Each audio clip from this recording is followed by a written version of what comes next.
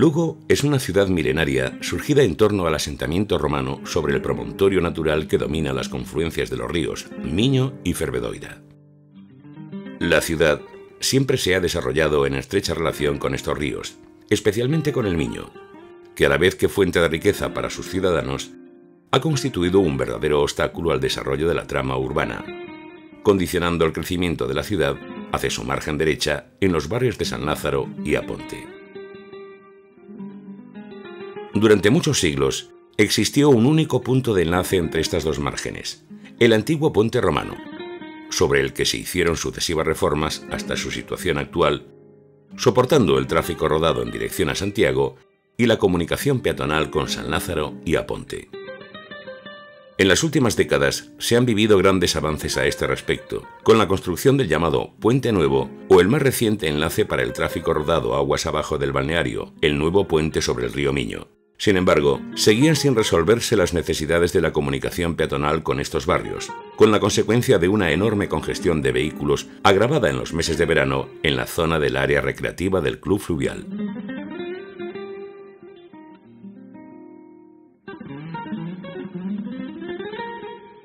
A lo largo de los últimos años, junto con otros organismos oficiales y en paralelo a la mejora del saneamiento de la ciudad, la Confederación Hidrográfica del Miño, SIL, ha desarrollado una serie de actuaciones de recuperación, reordenación y protección de la riqueza del entorno fluvial de los ríos Miño y Fervedoira, entre las cuales se sitúa un ambicioso proyecto para la creación y mejora de una red de senderos en la margen derecha del río Miño. Dentro de este proyecto global, y como consecuencia de las necesidades ya mencionadas de comunicación peatonal y alivio del tráfico, la Confederación Hidrográfica Miño-Sil, con el decisivo apoyo de la Unión Europea y del Ayuntamiento de Lugo, la colaboración de la Xunta de Galicia y la construcción de SACIR, se decidió proyectar un nuevo punto de unión entre el barrio de San Lázaro y la ciudad. Una pasarela que enlazase los más de 110 metros que separan las márgenes del río en este punto. El punto exacto elegido para la nueva pasarela fue un espacio libre para el desembarco en ambos extremos, que se ubicaba aguas arriba del terreno del área recreativa del Club Fluvial, tras el Hospital de Carlos III y enfrente de la antigua Fábrica de la Luz, en el parque del recinto ferial lucense.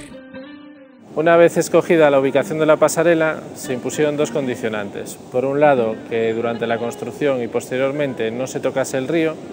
y en segundo lugar, que el impacto visual de la pasarela fuese lo menor posible, de manera que quedase perfectamente integrada en el entorno. Este hito, que a priori parecía ser sencillo, modificó definitivamente el diseño y desarrollo de la nueva pasarela,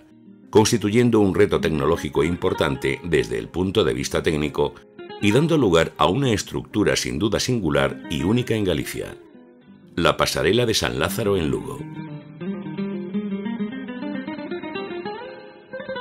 Cuando surgió la necesidad de cruzar el Miño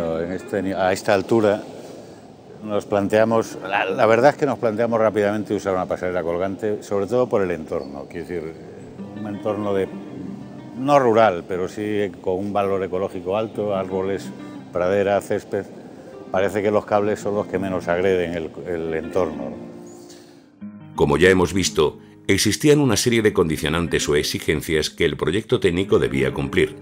El primero y más obvio era conectar las dos márgenes del río salvando una distancia de 110 metros. Los otros fueron autoimpuestos por el carácter medioambiental del proyecto y de la institución que lo dirigía, la Confederación Hidrográfica Miño-Sil. Plantear 110 metros de luz de cruce del río con un tablero de interrecto obligaría a poner un elemento bastante masivo. Tenemos, por ejemplo, un canto de 2 metros en el centro del río y alrededor de 4,5 en los bordes. Haría muy poco transparente la pasarela y taparía mucho el paisaje a ambos lados. Plantear un puente arco también yo creo que es bastante más agresivo en el sentido de que levantaría bastante más que los mástiles que estamos viendo ahora, y aparte tiene el problema constructivo de que afectaría al río, o bien había que trasladar el puente por flotación y el calado del río no permitiría usar barcazas para poner el puente sobre unas barcazas y luego colocarlo en su posición, y sin embargo con el elemento cable parece que todo es más sencillo, porque en definitiva el problema mayor es cruzar el cable de un lado a otro. El cable es un elemento que pesa relativamente poco, cada cable de estos pesaba en total 10 o 12 toneladas, una cosa así. Entonces parecía que la solución colgante era la más interesante.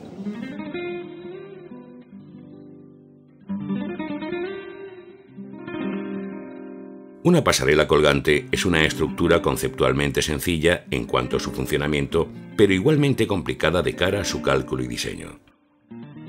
Una pasarela colgante consta de dos pilonos metálicos situados en las márgenes, sobre los que se apoyan en este caso dos cables principales de acero, de los que cuelgan una serie de cables verticales llamados péndolas, que sujetan a su vez el tablero por el que discurren las personas. No obstante, esta sencillez conceptual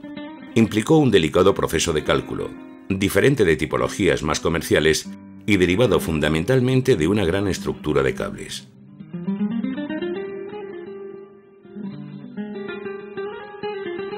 Ya hemos hablado de la sencillez aparente de nuestra pasarela colgante. Sin embargo, esta simplicidad implica una compleja serie de cálculos de cada uno de los diferentes elementos de la pasarela. El hecho de que sea un cálculo no lineal complica extraordinariamente el proceso de cálculo, porque normalmente en teoría de estructuras, todas las estructuras tienen un comportamiento elástico y lineal,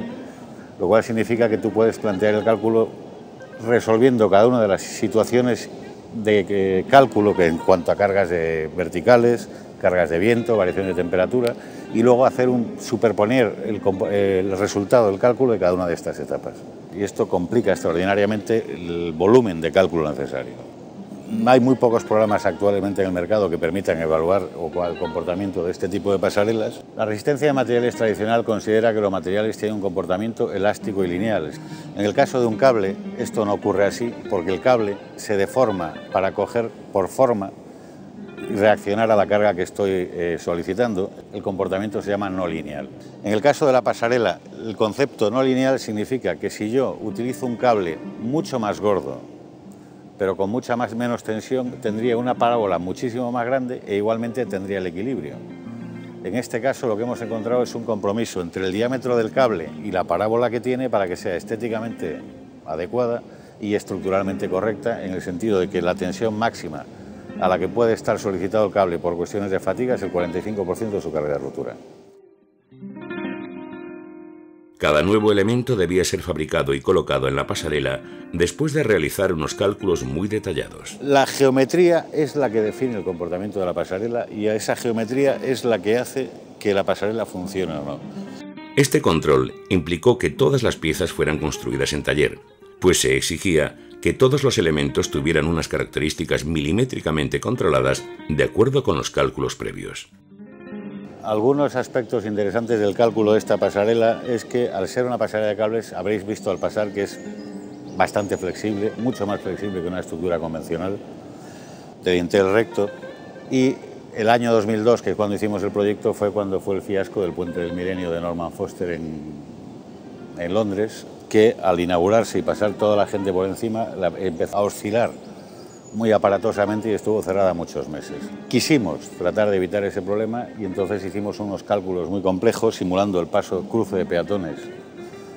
a distintas velocidades y distintos grupos de peatones a 2 km por hora, 3 km por hora, 4 km por hora, para visualizar el comportamiento dinámico de la pasarela.